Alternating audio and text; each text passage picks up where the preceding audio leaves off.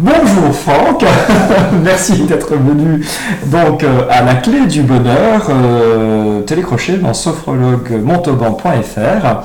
Donc aujourd'hui je t'ai invité pour que tu puisses nous parler de l'amour, du bonheur et de la joie. Mais évidemment je t'invite à choisir le thème qui te plaît le plus, de nous dire pourquoi tu choisis ce thème et qu'est-ce que tu peux vouloir nous dire sur ce thème. Alors bien sûr, je t'interrogerai en fonction de ce que tu nous dis. Et l'idéal, ça serait de terminer avec un message important que tu voudrais communiquer à ceux qui nous écoutent. Alors d'abord, quel thème vas-tu choisir? Et je vais commencer par l'amour. Bien, superbe. Ça, c'est un thème qui nous touche tous. Nous sommes bien d'accord là-dessus. Et alors justement, qu'est-ce que tu pourrais nous dire sur l'amour? Je pense que c'est ce qui fait tourner, le monde tout entier. C'est un élément universel par excellence, un élément qui est tellement universel que pour moi il se retrouve à bien des niveaux et en bien des déclinaisons. Alors, c'est intéressant de le voir effectivement sous cet angle-là, un amour qui fait tourner le monde. Et justement, cet amour qui fait tourner le monde, il se manifesterait de quelle manière? Quelle serait la forme qu'il prendrait pour ce monde? Déjà, il y a de manière suprême, à mon sens, et ça n'engage que moi, la notion inconditionnelle d'amour, la notion inconditionnelle d'un grand créateur, d'un grand architecte qui a créé l'homme à son image. Et s'aimant lui-même, il a créé l'homme à son image, et donc il aime l'homme de manière inconditionnelle, il aime l'homme et il aime le monde de manière totalement inconditionnelle, puisque c'est sa création et c'est lui qui a donné la lumière dessus. Ensuite, moi personnellement, je considère que cet amour inconditionnel, l'homme doit pouvoir s'en enrichir, il doit pouvoir le promulguer, il doit pouvoir l'irradier et le relayer sur Terre, tout en étant très cartésien, dans le sens où j'ai tendance à considérer, même si c'est parfois dévoyé, dans le sens profond et réel, j'ai tendance à considérer que pour moi toute action est guidée par intérêt et que pour l'homme dans son quotidien et dans sa condition de vie sociale obéit à cette règle-là. On aime quelqu'un ou quelque chose parce qu'on y a un intérêt qui peut être éminemment spirituel, éminemment enrichissant d'un point de vue de la personne, comme souvent ce qu'on a tendance à dire de cette maxime de Descartes, c'est que toute action est guidée par intérêt. Une femme va aimer un homme pour son fric, ou etc. Ça existe aussi, mais je crois que on peut se hisser sur des choses beaucoup plus grandes et beaucoup plus belles dans cette notion cartésienne, en disant que si on aime l'autre, c'est parce que il nous apporte énormément de choses, et jusqu'au fait de donner et de recevoir, je crois que on a forcément un intérêt à donner, ne serait-ce que de voir l'autre heureux en face, ou d'espérer voir l'autre heureux en face. D'accord, donc si j'ai bien compris, dans cette notion d'amour, pour l'homme, il serait quand même finalement provoqué par cette notion d'intérêt, et l'intérêt de l'homme, ça serait finalement de se rapprocher de l'amour divin, qui lui serait un amour inconditionnel. Et cet amour inconditionnel, dans ce cas, comment pourrait-on le définir alors? Parce que je comprends l'amour humain, donc qui effectivement intégré dans la notion de plaisir finalement. Je souhaite effectivement rendre l'autre heureux ou me sentir satisfait de l'amour que je donne ou être intéressé par cet amour que je donne ou que je veux recevoir ou peu importe. Et puis finalement cette notion d'amour absolu, de cet amour inconditionnel que le divin aurait pour sa création. Comment arriver à définir que cet amour pour sa création du divin est un amour désintéressé et définir qu'il est dans ce cas un amour inconditionnel? Qu'est-ce qui fait la différence entre l'amour intéressé et l'amour inconditionnel en gros, selon toi? Si je dois parler de ça ou penser à ça, ça me fait penser à la fois au nadir, au terrestre, basse monde terrestre, et au zénith qui est très haut et très éthéré. Je crois que quand on se rapproche de l'amour inconditionnel de Dieu, c'est quand on regarde la nature, quand on s'émerveille devant un océan, devant une vallée de montagne, devant un papillon qui virevolte autour de nous. Là, je crois qu'on est près de l'amour inconditionnel, parce que qu'est-ce qui fait qu'on trouve ça aussi beau? Il n'y a pas de raison valable. C'est spontané, c'est purement spontané, on trouve ça beau. Et c'est vrai que c'est totalement inconditionnel, parce que je veux dire, le papillon, lui, il s'en fout, il nous aime pas. Et ensuite, d'un point de vue beaucoup plus spirituel, pour moi, ça amène à des choses qui sont de l'ordre du ressenti absolu. C'est-à-dire que personnellement, quand je tourne mon esprit vers Dieu, vers le grand architecte et vers la force créatrice, je me sens relié, habité par quelque chose qui est largement au-dessus de moi, et pourtant je le sens au fond de moi. Pour moi, là aussi, c'est un petit peu de l'amour inconditionnel. Ça me fait penser au catharisme, alors je ne sais plus quels étaient les paliers, mais les cathares, eux, avaient cette définition de l'amour qui allait de l'amour le plus bassement animal, matériel, avec la nourriture, le rapport sexuel, etc., jusqu'à l'amour divin et parfait, je crois que c'était au 7e degré, oui. Alors finalement, on pourrait presque voir cette notion d'amour dont tu nous parles, qui est spontanée, qui finalement n'aurait pas forcément un écho, comme lorsque tu as fait référence au papillon, qui lui finalement s'en fout.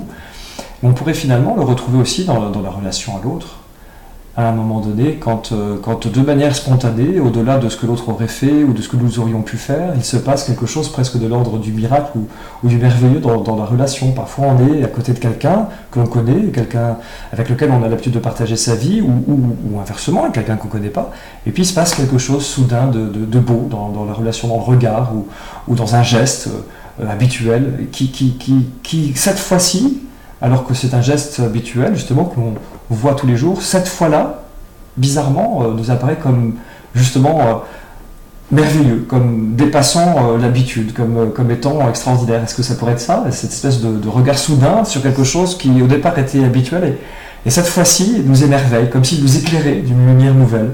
Ça pourrait être ça? Dans un sens, ça pourrait être ça, mais ces instants-là, avec nos congénères, sont des instants que je trouve relativement rares. C'est vrai. Parce qu'on est tous, et c'est comme ça, effectivement, on est tous court-circuités dans notre esprit par ce côté cartésien. On est énormément éloigné de ça. Effectivement, c'est un élément qu'on retrouve un peu, alors qu'on peut retrouver entre nous, hommes ou femmes, à un moment ou à un autre de la vie, et y réfléchir, c'est un élément qu'on retrouve peut-être plus facilement avec l'enfant. Mm-hmm. Cet amour inconditionnel de l'enfant, c'est vrai qu'il s'exprime très facilement. Je crois que chacun de nous, enfin, beaucoup d'entre nous en tout cas, on a très vite fait d'être émerveillé, de sourire et de regarder un enfant parce qu'il est beau, dans toute sa spontanéité en même temps dans son comportement. C'est vrai que la notion d'amour inconditionnel face à un enfant même complètement inconnu a tendance à surgir beaucoup plus facilement et beaucoup plus spontanément. Et alors, penses-tu que cela serait possible alors que nous croissons justement, on part de l'état d'enfant, enfin même nourrisson, on grandit, on devient un enfant, puis on s'éloigne de cette enfance. on s'en éloigne, on devient cartésien, on devient des hommes, des femmes.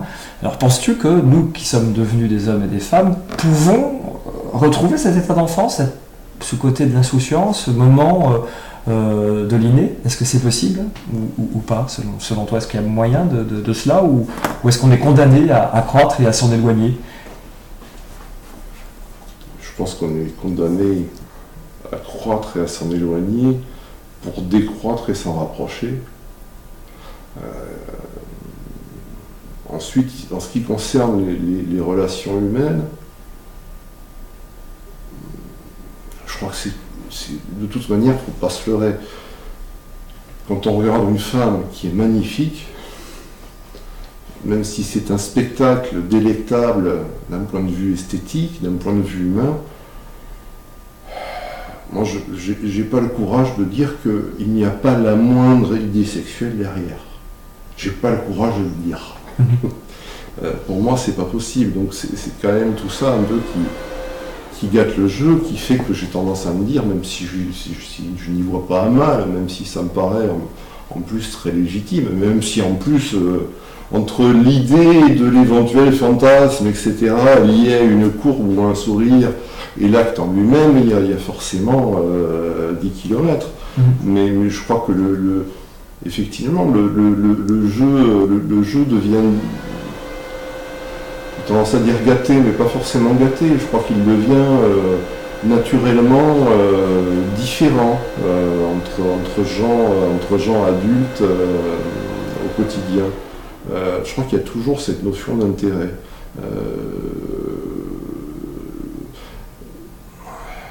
Que ce soit par rapport à ses amis, ou à son conjoint, ou à sa conjointe. Oui, je crois que l'intérêt est toujours là. Par contre, quand les choses sont saines, il y a de l'amour, c'est-à-dire que c'est pas un intérêt direct. Mais je crois qu'effectivement, il y a toujours de l'intérêt, et ça me paraît en même temps, d'un point de vue plus spirituel, légitime, parce que je considère qu'on est sur Terre pour autant effectivement pour être heureux, pour aimer que pour évoluer, quoi. Et aimer et évoluer, c'est quand même deux choses, enfin aimer et évoluer, c'est quand même deux choses pour moi, dans l'état adulte, qui sont omniprésentes. Donc je pense qu'effectivement, assez facilement, on va aimer son ami, son copain, son pote, parce que il nous apporte un certain nombre de choses qui sont totalement saines, ou pas, mais dans mon idée, qui doivent être et qui sont totalement saines, mais on l'aime parce qu'il y a un retour de choses. Je crois que c'est pas moins bien que l'amour inconditionnel, c'est juste différent. Mais effectivement, pour moi, cette théorie cartésienne, elle est dans notre état social et dans notre état d'adulte, elle est omniprésente. Alors, dans le discours que tu viens de te dire, tu as évoqué un paradoxe qui me trotte dans l'esprit. Tu reprenais ce que je disais en disant, effectivement, on est voué à croître et à s'en éloigner, et tu as ajouté à décroître et à s'en rapprocher. Alors on a un paradoxe absolu. Comment tu expliques ce paradoxe? C'est pas un paradoxe pour moi, c'est une conviction personnelle. Je pense qu'effectivement, la nature est sujette à des révolutions permanentes. Et pour moi, moi qui crois en la survivance de l'âme, pour moi, effectivement, tout n'est que révolution, et après la fin d'un cycle vient un nouveau cycle, tout simplement. C'est en ce sens-là que j'ai exprimé ça comme ça. Ouais, c'est intéressant justement de le comprendre et de l'entendre défini, parce que là, c'est vrai que ça lui donne toute son ampleur. Donc vraiment, oui, c'est chouette, c'est une belle vision. Et alors, si tu avais un message à donner à tous ceux qui nous écoutent, quel serait-il, ce message, par rapport à tout ce que tu viens de nous dire sur l'amour? Y aurait-il un message que tu aimerais pouvoir communiquer? Que je crois que plus à commencer par soi-même. Je crois que plus on aime, plus on cultive sa foi en soi-même, et sa foi en l'humanité, et par extension sa foi en Dieu. Et je crois que plus on cultive sa foi, plus on se sent épanoui, plus on se sent, intégré avec la personne qu'on est. Et c'est ce qui me paraît le plus important sur Terre. Je crois que en toutes circonstances, même quand on n'aime plus, finalement, souvent on s'encombre beaucoup l'esprit, mais quand on n'aime plus, je crois que ce qui est important, c'est d'apprendre à réaimer. Ça ne veut pas dire être idiot, ça ne veut pas dire être maso, ça veut juste dire conserver cette foi en soi-même et en la vie. Ça me paraît être la clé de tout sur Terre, dans notre existence et notre incarnation de chair. Vraiment, oui. Ah ben écoute, je te remercie, c'est un beau message en tous les cas. Et donc, merci beaucoup de ta participation pour ce télécrochet sur la clé du bonheur, et donc sur l'amour, sur la manière dont tu nous l'as défini. Merci infiniment. Ça fait 100 balles. L'amour intéressé. La boucle est bouclée.